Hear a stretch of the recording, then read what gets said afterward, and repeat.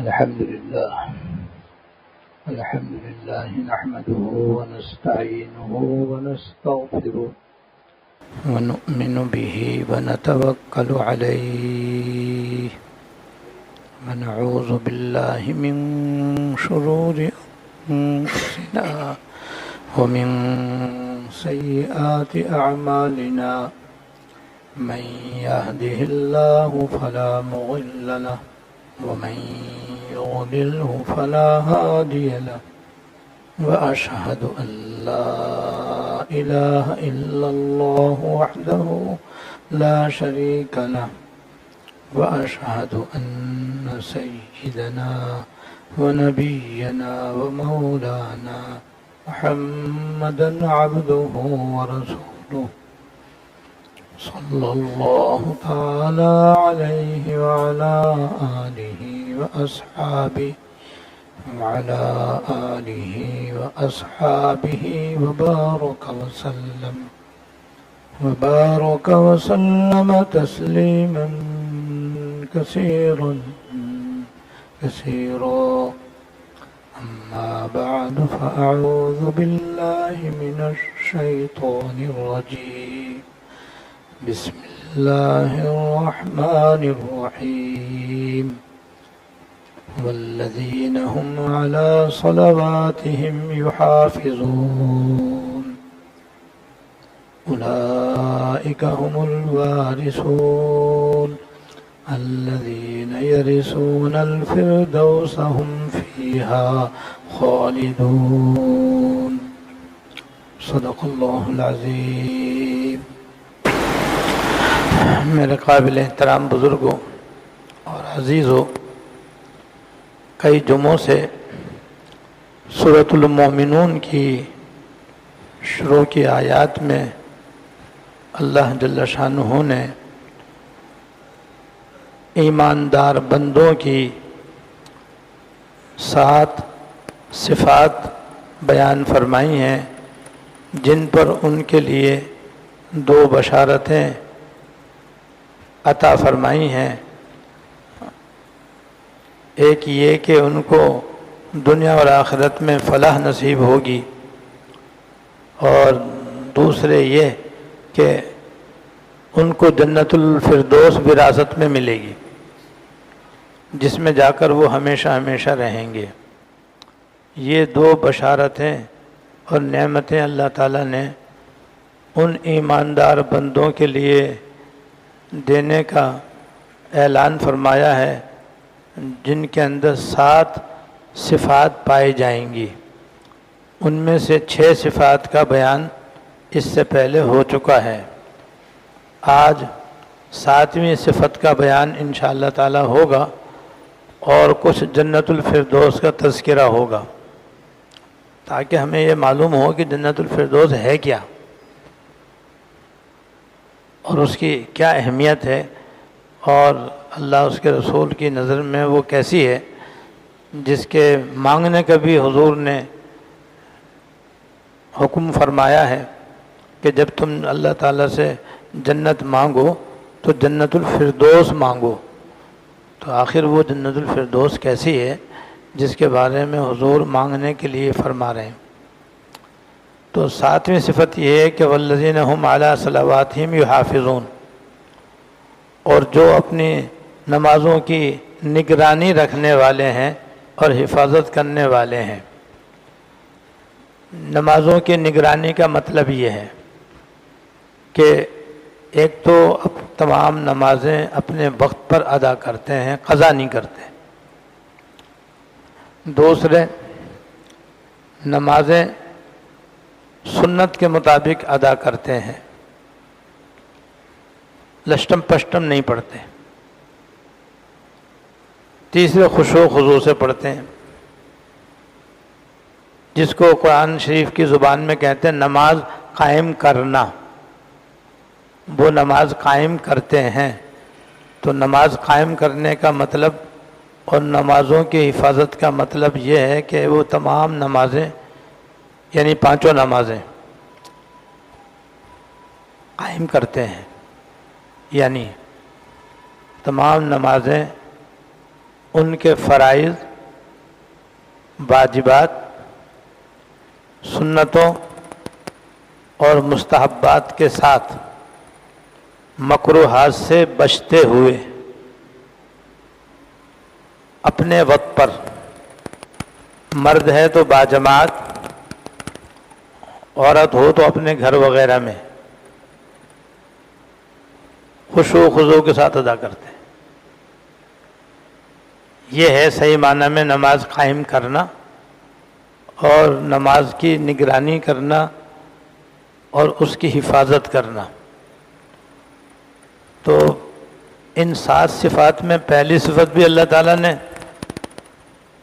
الذین هم فی صلاتہم خاشعون سے بیان فرمائی کہ پہلی صفت یہ ہے کہ نماز خشوع و خضوع سے پڑھتے ہیں، اور 7ویں صفت بھی اللہ پاک نے یہ بیان فرمائی کہ وہ تمام نمازیں، 1 2 نہیں 5 نمازیں پڑھنے میں ان کی نگرانی رکھتے ہیں اور ان کی حفاظت کرتے ہیں، یعنی سنت کے مطابق ٹھیک ٹھیک ادا کرتے ہیں۔ شروع میں بھی پہلی صفت بھی نماز سے متعلق ہے، آخری صفت بھی نماز کے متعلق ہے۔ تو اس میں علماء نے فرمایا ہے کہ اس طرف اشارہ ہے کہ جو صحیح معنی میں نماز پڑھنے کا عادی بن جائے گا اور نماز واقعتاً قائم کرنے والا بن جائے گا، وقت پر سنت کے مطابق باجماعت، اور جو نمازیں تنہا پڑھی جاتی ہیں انہیں بھی سنت کے مطابق خشوع و خضوع سے پڑھنے کا عادی بن جائے گا، تو باقی 6 صفات بھی اس کے اندر خود بخود پیدا ہو جائیں گے انشاءاللہ تعالی۔ اور یہ ہم سب کے اختیار میں، اس لیے آج ہی سے ہم اپنی نمازوں کو خشوع و خضوع سے، آرام سے، سکون اور اطمینان سے ادا کرنے کی کوشش کریں۔ اللہ تعالیٰ توفیق عطا فرمائے۔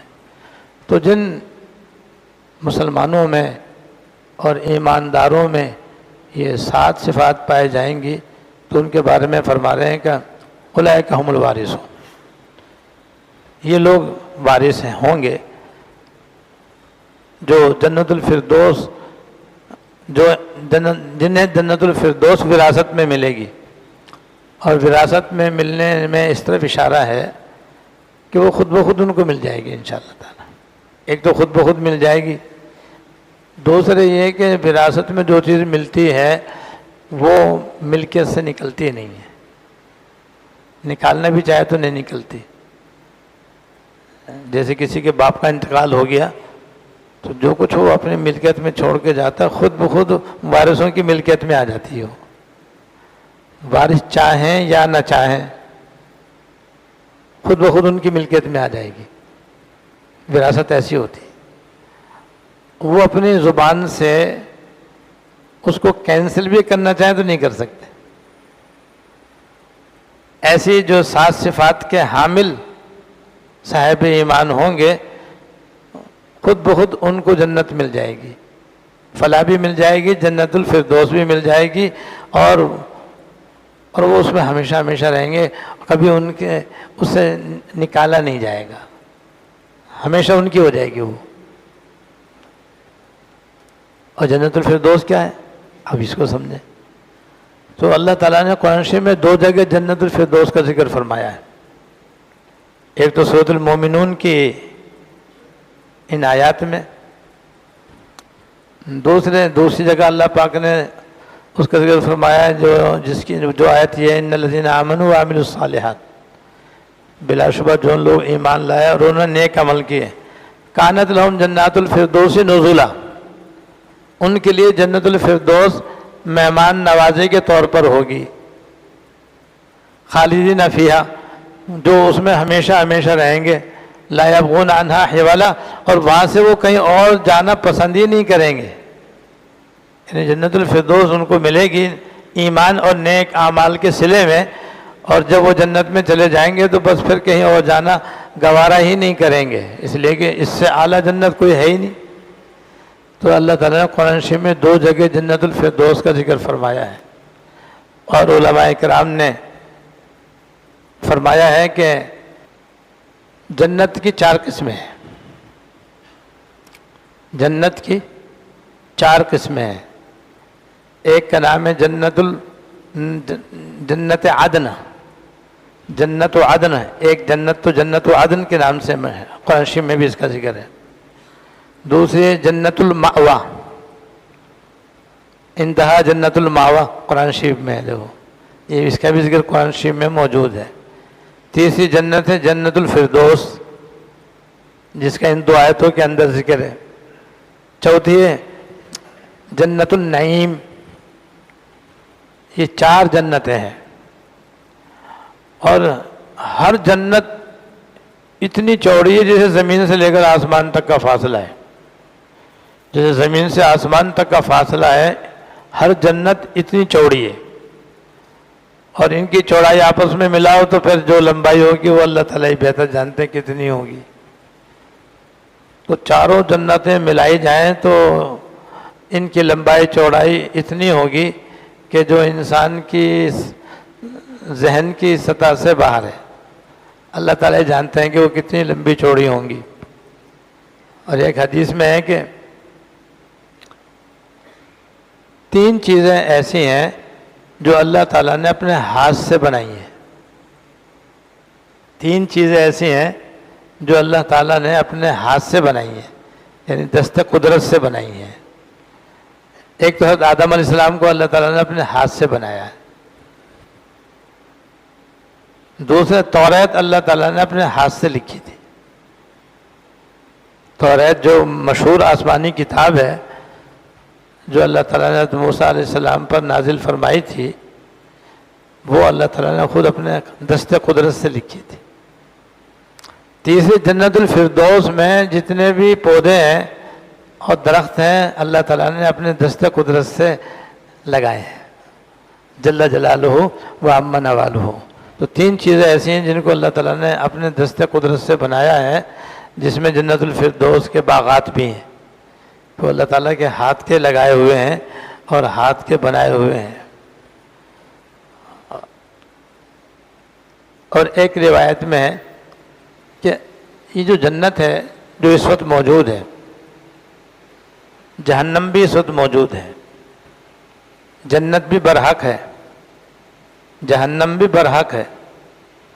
جنت پر ایمان لانا ضروری ہے، جہنم پر ایمان لانا بھی ضروری ہے. یعنی ہمارے ایمان کا تقاضا یہ ہے کہ ہم جہنم کو برحق مانیں، جنت کو برحق مانیں. یا کوئی فرضی چیزیں نہیں ہیں، حقیقی ہیں، ان کا وجود ہے، موجود ہے یہ فی الحال. تو جنت جو فی الحال موجود ہے اور وہ 7ویں آسمان پر عرش کے نیچے ہے، اور اس کے اندر 100 منزلیں ہیں. جنت کے اندر 100 منزلیں ہیں، 100 منزلہ جنت ہے. اور ہر 2 منزل کے درمیان اتنی مسافت ہے اور اتنا فاصلہ ہے جیسے زمین سے لے کر آسمان تک کا فاصلہ ہے. ہر 2 جنت کے درمیان اتنا فاصلہ ہے جتنا اس وقت زمین سے آسمان تک کا فاصلہ ہے. اور زمین سے آسمان تک کا فاصلہ ایک قول کے مطابق 500 سال کی مسافت کے برابر ہے. یعنی کوئی 500 سال تک کوئی جہاز اڑے، 500 سال، تو جتنی وہ مسافت طے کرے گا اتنی مسافت زمین سے آسمان تک ہے. اس طرح کی مسافت ہر 2 جنت کے درمیان ہے. اس میں جو سب سے بالائی منزل ہے اور سب سے اوپر والی منزل ہے وہ جنت الفردوس ہے. وہ جنت الفردوس ہے. اور آپ نے فرمایا کہ جب تم اللہ تعالیٰ سے جنت مانگو تو جنت الفردوس مانگو، کیونکہ وہ جنت کا سب سے اعلیٰ درجہ ہے، جنت کا سب سے عمدہ درجہ ہے، جنت کا سب سے بہترین درجہ ہے وہ. لہذا جب مانگو تو اللہ تعالیٰ سے جنت الفردوس مانگو. تو مانگنا بھی چاہیے اور یہ 7 صفات بھی اپنے اندر پیدا کرنے کی کوشش کرنی چاہیے، کیونکہ یہ صفات جس کے اندر ہوں گی اس کو بھی اللہ تعالیٰ جنت الفردوس عطا فرمائیں گے، اور مانگنے والے کو بھی انشاءاللہ تعالیٰ عطا فرمائیں گے. تو عمل بھی ہو، دعا بھی ہو تو بیڑا پار ہے انشاءاللہ تعالیٰ. بغیر عمل کے خالی دعا بھی بعض دفعہ کافی، بعض دفعہ کافی نہیں. اللہ تعالیٰ نے 2 چیزیں رکھی، عمل اور دعا. بس یہ 2 چیزیں جہاں ہوں گی انشاءاللہ کامیابی یقینی اور پکی ہے. تو آپ نے فرمایا اگر اللہ تعالیٰ سے جنت مانگو تو جنت الفردوس مانگو، کیونکہ یہ جنت کا سب سے اعلیٰ اور سب سے عمدہ حصہ ہے. اور اس جنت الفردوس میں 4 نہریں اللہ تعالیٰ نے بنائی ہیں. 4 نہریں جو مشہور ہیں اور قرآن شریف میں ان کا جگہ جگہ ذکر ہے. ایک پانی کی نہر، ایک دودھ کی نہر، ایک شہد کی نہر اور ایک شراب کی نہر. وہاں کا پانی، وہاں کا دودھ، وہاں کا شہد اور وہاں کی شراب نہایت پاکیزہ، نہایت صاف شفاف، نہایت شیریں اور نہایت مقوی. اللہ تعالیٰ نے پیدا فرمائی ہے، اپنی دست قدرت سے پیدا فرمائی تھی. 4 نہروں کا مرکز بھی جنت الفردوس ہے. یہ 4 نہریں ہیں، یہ جنت الفردوس میں ہیں، وہاں سے یہ بہتی ہیں اور جو 100 جنتیں سب میں یہ جا رہی ہیں.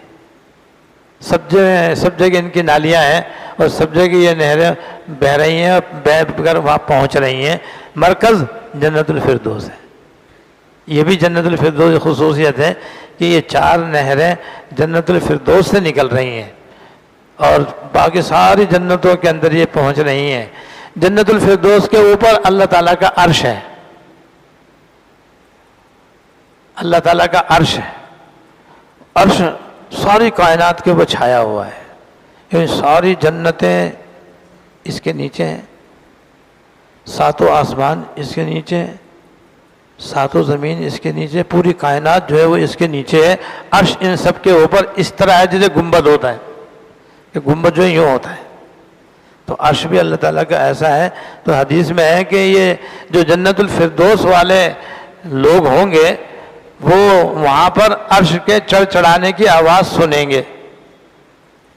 جیسے پرانی چھت ہوتی ہے نا، شہتیر والی، کڑیوں والی جو چھت ہوتی ہے، جب اس کے اوپر زیادہ وزن پڑتا ہے تو وہ چڑھ چڑھ بولتی ہے. تو لوگ کہتے ہیں بھائی نیچے اترو، بھائی نیچے اترو، چھت نہ گر جائے. تو ایسے اللہ تعالیٰ کا جو عرش ہے کہ جو ساری کائنات پر چھایا ہوا ہے، وہ اللہ تعالیٰ کی ہیبت کی وجہ سے، اللہ تعالیٰ کے جاہ و جلال کی وجہ سے وہ اس طرح چڑھ چڑھ بولتا ہے جیسے کہ چھت شہتیر والی اور کڑیوں والی چڑھ چڑھ بولتی ہے. اور جنت الفردوس والے وہ آواز سنیں کیونکہ ان کے اوپر ہی عرش ہے. باقی جنتوں کے اوپر تو عرش نہیں ہے، وہ یہ آواز بھی وہاں پر سنیں گے. اور یہ بھی ہے کہ اس جنت الفردوس کے 4 حصے ہیں. جنت الفردوس میں 4 حصے ہیں جو اللہ تعالیٰ نے بنائے ہیں. 2 حصے خالص سونے کے ہیں اور 2 حصے خالص چاندی کے ہیں. 2 حصے خالص سونے کے ہیں اور 2 حصے خالص چاندی کے ہیں.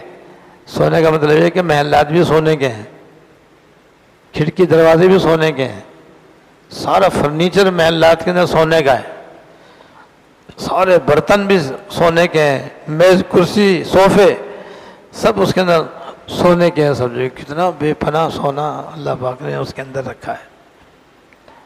اور جو 2 حصے چاندی کے ہیں اس میں ساری چیزیں جنت کی ہیں. یعنی ساری چیزیں چاندی کی ہیں. اس کے اندر برتن بھی چاندی کے ہیں، گلاس بھی، کٹورے بھی، لوٹے بھی، پلیٹیں بھی، فرنیچر بھی، ہر چیز اس کے اندر چاندی کی ہے. تو 2 حصے اس میں ایسے ہیں جو خالص سونے کے ہیں اور 2 حصے ایسے ہیں کہ جو خالص چاندی کے ہیں. ساری چیزیں اس میں چاندی کی ہیں. ایسی زبردست اللہ پاک نے اس جنت کو بنایا ہے اور یہ جنت الفردوس کی تعریف ہو رہی ہے آپ کے سامنے اور اس کی وضاحت کی جا رہی ہے.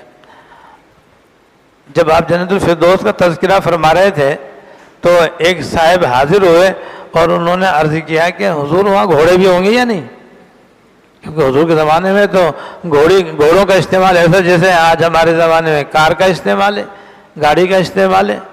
آپ نے کہا ہاں گھوڑے بھی ہوں گے مگر یاقوت کے ہوں گے، لال رنگ کے یاقوت کے ہوں گے، اور جنتی ان کے اوپر بیٹھ کر کے سواری کریں گے، اور وہ درختوں کے پتوں کے درمیان چلیں گے، اور جنتی ان پر بیٹھ کر کے ایک دوسرے سے ملاقات کریں گے، ایک دوسرے کی زیارت کرنے کے لیے آئیں گے اور جائیں گے۔ پھر ایک اور آدمی آیا اور اس نے کہا حضور میرے ماں باپ آپ کے اوپر قربان ہوں، کیا جنت کے اندر اونٹ ہوں گے؟ اب حضور کے زمانے میں تو یہ سواریاں تھیں نا بھائی، وہ اونٹ تھے اور گھوڑے تھے، گدھے خچروں پر بھی سواری ہوتی تھی۔ اس لیے ایک صاحب نے پوچھا حضور وہاں پر اونٹ ہوں گے؟ فرمایا ہاں اونٹ ہوں گے، اور وہ اونٹ لال رنگ کے یاقوت سے بنے ہوئے ہوں گے، یاقوتی اونٹ ہوں گے، وہی یاقوتی اونٹ جو ہم سن تو رہے ہیں، کبھی دنیا میں دیکھا نہیں ہوگا، ہم نے کہیں بھی نہ دیکھ سکتے ہیں۔ سرخ رنگ کے یاقوت سے بنے ہوئے ہوں گے، اور ان کے اوپر جو بیٹھنے کی جگہ ہوگی وہ سونے کی بنی ہوئی ہوگی، اور اصلی ریشم کے گاؤ تکیے اس پر لگے ہوئے ہوں گے، جس پر بیٹھ کر کے جنتی درختوں کے پتوں کے درمیان چلیں گے اور ایک دوسرے سے ملیں گے، ایک دوسرے سے ملاقات کریں گے۔ تو ایک صاحب نے کہا حضور وہاں پر سننے کے لیے کچھ خوش الہانہ آوازیں بھی ہوں گی یا نہیں، جیسے دنیا میں لوگ گانا سنتے ہیں؟ دنیا میں تو گانا گانا حرام و ناجائز ہے، گانا گانا بھی حرام ہے، گانا سننا بھی حرام ہے، وہاں بھی کچھ خوش الہانی آواز ہوں گی؟ آپ نے فرمایا ہاں، جنت الفردوس میں اللہ تعالیٰ ایک درخت کو حکم دیں گے تو وہ اتنی خوش الہانی کے ساتھ آواز نکالے گا کہ کبھی کسی نے اتنی خوبصورت آواز سنی ہی نہ ہوگی، اسی میں سے خوش الہانی کی آواز ہوگی۔ اللہ تعالیٰ فرمائیں گے میرے ان جنتیوں کو خوش الہانی کے ساتھ ترانے سناؤ، اس لیے کہ دنیا میں انہوں نے اپنے کان گانے بازوں سے محفوظ رکھے تھے۔ لوگ تو دنیا میں اپنے کانوں کی حفاظت کریں گے، گانوں سے، غیبتوں سے، جھوٹ باتیں کرنے کرانے سے، لایانی باتوں سے، دیگر گناہوں سے، تو اللہ تعالیٰ اس کا صلہ جنت میں اس طرح عطا فرمائیں گے کہ وہاں پر اللہ تعالیٰ درخت ہی میں سے ایسی سریلی اور خوشنما آواز عطا فرمائیں گے کہ جس کو سن کر کے اہل جنت مسرور ہو جائیں گے۔ یہ ہے بھائی تھوڑی سی جنت الفردوس کا تذکرہ، باقی تذکرہ انشاءاللہ تعالیٰ آئندہ جمعہ کیا جائے گا۔ بس اب یہ کہ 7 صفات اپنے اندر پیدا کرنے کی ہمیں کوشش کرنی چاہیے۔ نمبر 1، نمازیں خشوع و خضوع کے ساتھ پڑھیں، بیکار اور لغو باتوں سے بچیں، اپنے مال زکوٰۃ کی باقاعدہ زکوٰۃ نکالیں، امانتوں کی اور وعدوں کا پاس کریں۔ امانت کسی کے پاس رکھی ہو اس کی پوری حفاظت کرے، چاہے وہ راز کی امانت ہو، چاہے مال کی امانت ہو، چاہے زمین کی امانت ہو، چاہے مکان کے کاغذات کی امانت ہو یا برتنوں کی امانت ہو، کسی چیز کی بھی امانت ہمارے پاس ہے، اس کی حفاظت اور صحیح مالک کو واپس لوٹانے کی ذمہ داری ادا کریں، اور وعدوں کا اور معاہدوں کا خیال کریں۔ جو وعدہ کریں پہلے سوچ لیں کہ پورا کر سکوں گا یا نہیں، جو وعدہ پورا نہ کر سکے پہلے ہی منع کر دیں، اور وعدہ کر لیں تو پھر حتی الامکان اس کو پورا کریں۔ یہ بھی ہمارے اندر صفت ہونی چاہیے۔ ایسے معاہدہ بھی ہوتا ہے، معاہدے بھی زندگی بھر ہوتے ہیں آدمی کے، ان معاہدوں کو سوچ سمجھ کریں، ایک تو شریعت کے مطابق کریں، کرنے کے بعد پھر اس کو پورا کرنے کا پورا اہتمام کریں، اور ساتھ ہی صفت یہ ہے کہ اپنے شرمگاہوں کی حفاظت کریں۔ یہ ایک بیچ میں رہ گئی تھی، شرمگاہوں کی گناہوں سے حفاظت کریں، اور ساتویں یہ کہ تمام نمازوں کی حفاظت اور نگرانی کریں۔ یہ 7 صفات ہیں جو ان آیات میں بیان ہوئی ہیں، جو ان کو پورا کرے گا انشاءاللہ تعالی جنت الفردوس کے لائق بنے گا۔ اللہ تعالی ہم سب کو محض اپنی رحمت سے، نہ کہ ہمارے اعمال کی وجہ سے، محض اپنی رحمت کی وجہ سے جنت الفردوس عطا فرمائے، اور ہم کو بغیر کسی حساب و کتاب کے جنت الفردوس میں داخل فرمائے۔ وآخر دعوانا الحمدللہ رب العالمین۔